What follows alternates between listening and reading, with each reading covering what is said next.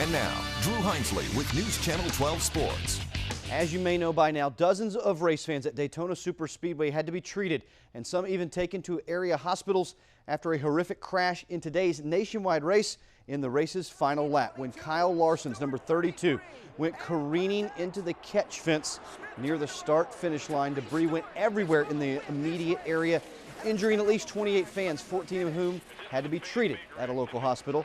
This could change tomorrow's Daytona 500. It will be very interesting to see what NASCAR tells the drivers in the pre-race meeting. The past couple of seasons, NASCAR has adopted a boys have at it philosophy. Will today's developments cause a reaction as far as aggressive driving penalties? Or will the sport's governing body treat this as an anomaly?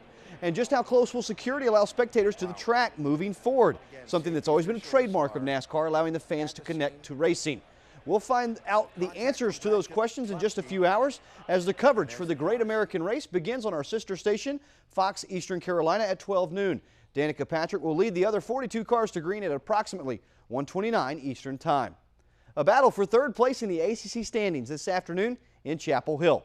Full house at the Dean Smith Center today, and it was a great atmosphere for college basketball as the Heels were looking to even the season series against NC State. TJ Warren, 2 of his 10 points. He also had 10 rebounds.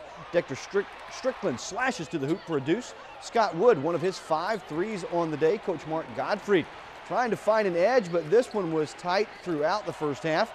Lorenzo Brown cashes in at the bank. He had 12. PJ Harrison would drain a 3 here. Coach Roy Williams steps into my shot, but the students tell you all you needed to know.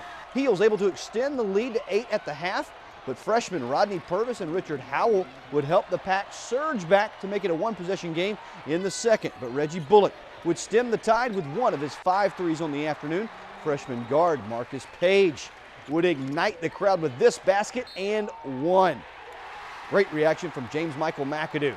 And then Bullock again for 3. He had 22 points, 13 rebounds on the day, and the Tar Heels exact revenge over the Wolfpack with a 76-65 win. I spoke to both coaches after the game. First, today's winner, Carolina's Roy Williams. Well, I'm really proud of my team. We came out and didn't play very well at a couple of moments there in the second half. I think we scored the first 2 baskets, and then we got a little fat and happy and did some things we shouldn't be doing. And then all of a sudden we got down 4 and they kept competing. We just had a stretch there, I think, from the 8-minute mark left in the second half to about the 4-minute mark. About that 4 minutes right there, where we had some empty possessions. They, in turn, took advantage of that and knocked down a couple key threes. And that little stretch right there, I thought, was the difference in the game.